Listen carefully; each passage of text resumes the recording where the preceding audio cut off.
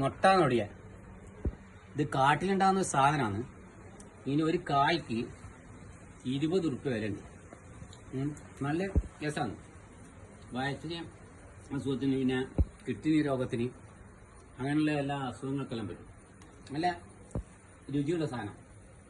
ഇതാരെല്ലാം ഇങ്ങനെ പറയുന്നത് കേട്ടിട്ട് ഞാൻ കുറച്ച് നട്ടുപിടിപ്പിച്ച നോക്കുമ്പോൾ നല്ല രസം. ഇത് കുറച്ച് നമ്മൾ ഒന്നും ചെയ്യും. അതുകൊണ്ട് ഇങ്ങനെ സാധനം നട്ടുണ്ടാക്കലേ നല്ലത് മരുന്നാണ്. മുട്ട പടങ്ങി